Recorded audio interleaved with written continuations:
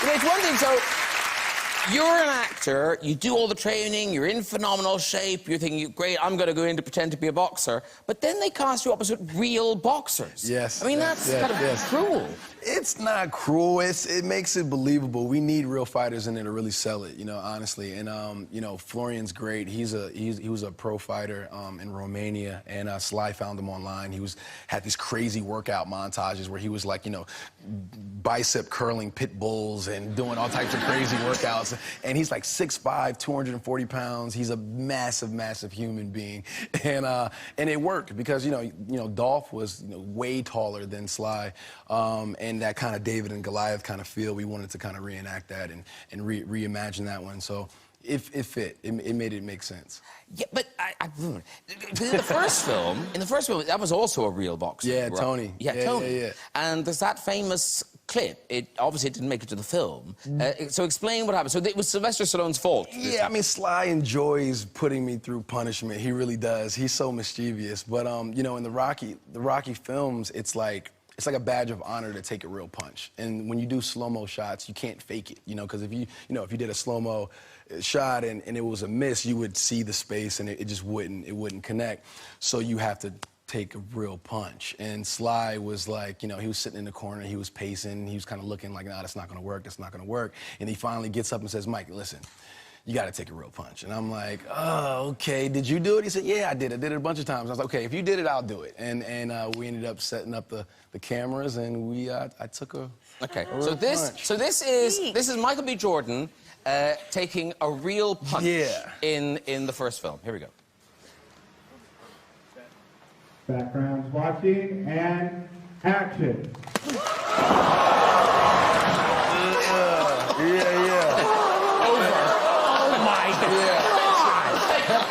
Boom.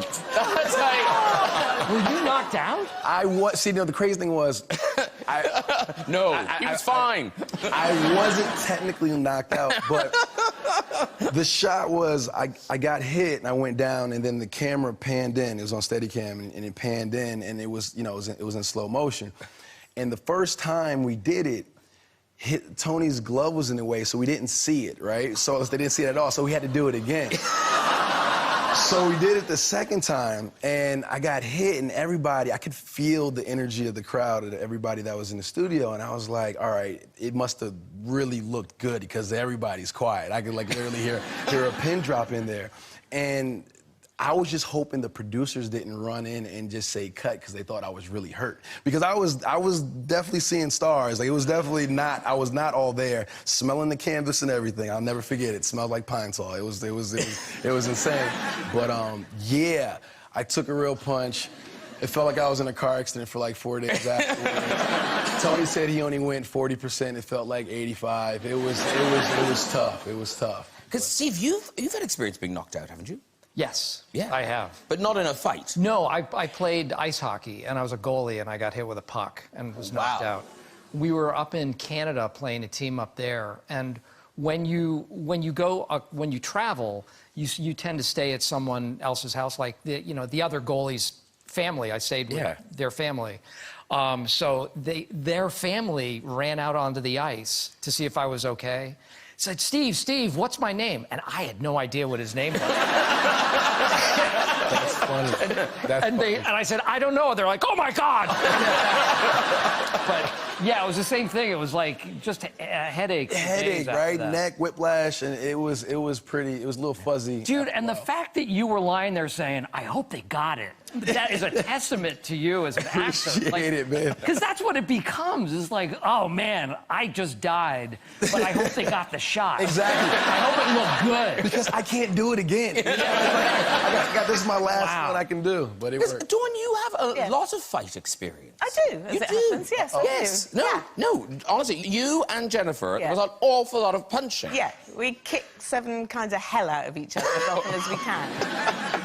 Because it was often just the end of a sketch. Yeah. You get to the end of a sketch and Yeah, then but it was usually when we didn't have a punchline. We used an actual punch as the line to get out of the sketch. To illustrate to the boy, given that you have been in a ring with him, he's up for this. He's up for this.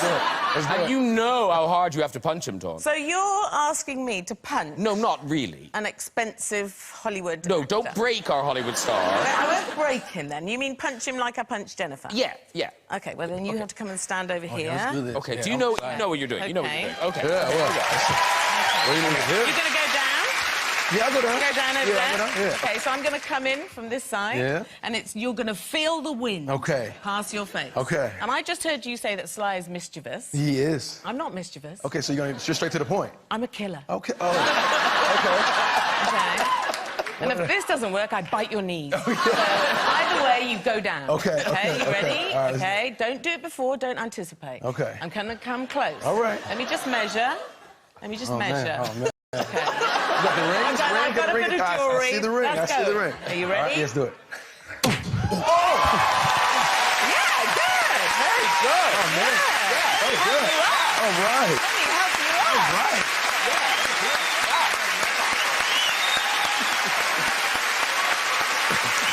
Michael, I know you have named parts of your body.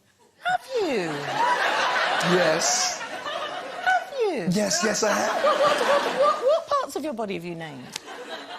I'm not a hairy person, but I have like 4 chest hairs that I came in, so they randomly pop up every once in a while. And, 4? You know, You have 4? Or 5, give or take, 5. depending on where it's at. Okay. I barely got a beard. I just got a beard. This is new. So, yeah, I just kind of... The names change, so this one could be Leroy today, and this is like Bruce tomorrow. But I only have 4 or 5 chest hairs that I'm very proud of. And Well, I have much hair I could donate. Just as soon as I've stuffed that cushion. Yeah. I set myself up for that one. I don't think I'm funny enough to be on this couch. I'm not funny enough to be on this couch. But now can I just say, I believe it was Michael brought up his chest. I did not bring up his chest. Because your chest, in Black Panther, we've got this you in Black Panther.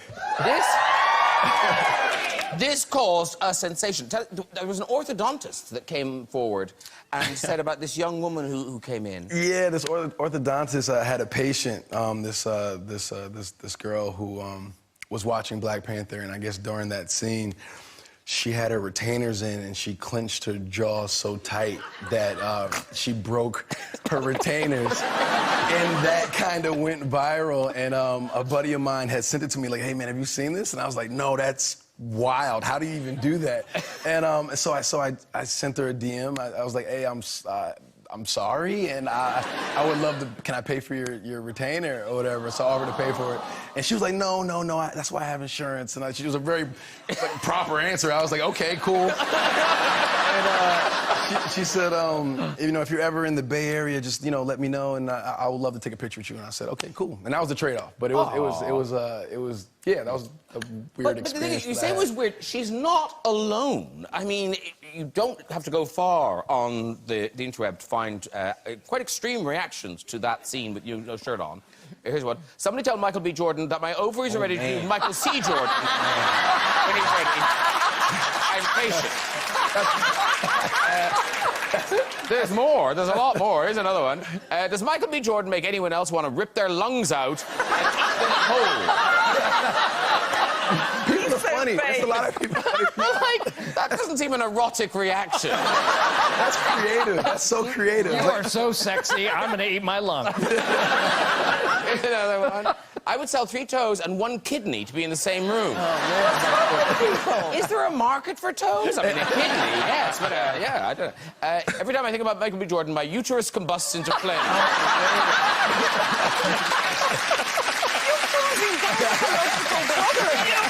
Everywhere.